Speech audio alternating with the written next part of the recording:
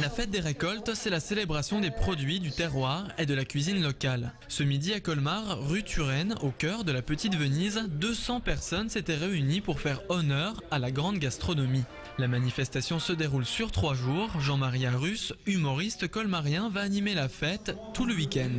Il y a des moments plus forts, il y a des déjeuners, il y a des moments de danse, il y a des moments d'animation avec des spectacles folkloriques. Et puis il y a des choses qu'on va laisser se passer à l'extérieur, si le temps le permet, puisqu'il y a de la vente également de produits du terroir et de magnifiques stands qui sont à l'extérieur, vous avez dû les voir. Et donc on va également présenter un peu tous les partenaires qui sont présents sur ce marché du terroir des produits d'antan. Il y a bien sûr ces vieilles traditions, puisque je travaille également sur la foire au vin, comme une manifestation qui a 63 ans.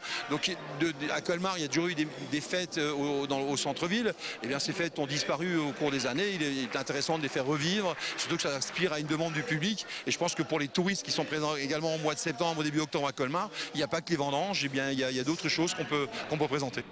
Émile Young, chef alsacien multi-étoilé, a logiquement été choisi pour orchestrer les 3 grands repas du week-end. Au menu, gelée de poulette, cendre d'uxéline en ravioles ou noisettes de biche. La mission, c'est déjà de laisser souffler un esprit de cuisine et avec ma signature. Il y a toujours une petite inconnue pour voir comment ça se passe, une certaine fébrilité, une concentration, mais avec la persistance et l'effort de la technique que nous avons et le goût que nous avons, on devrait aboutir à de très bons résultats et enthousiasmer le public. Que ce qu'on cuisine pour 200 ou pour 10 personnes, on doit créer le même plaisir pour l'un et les autres.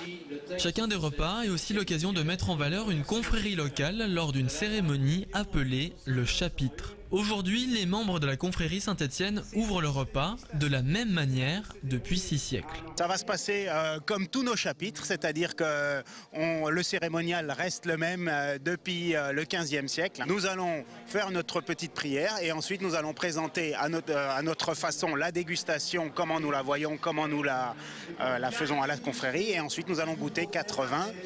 Nous allons introniser un invité d'honneur et ensuite nous allons conclure par la harangue classique que nous avons à chaque chapitre. Le maire de Colmar est venu en personne ouvrir la manifestation. Il a répondu aux critiques de certains riverains, accusant la fête d'être trop peu populaire. En effet, le prix moyen d'un repas servi sous la tente d'Émile Young est de 60 €.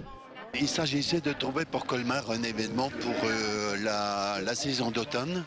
Il faut qu'il y ait une réception en rapport avec l'événement, mais en plus de ça, naturellement, il y a l'accueil traditionnel et le repas qui peuvent être pris sur place tourne entre 15 et 20 €.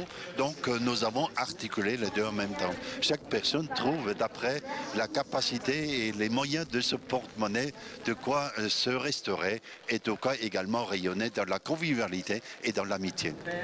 Malgré la pluie, la fête doit continuer jusqu'à dimanche.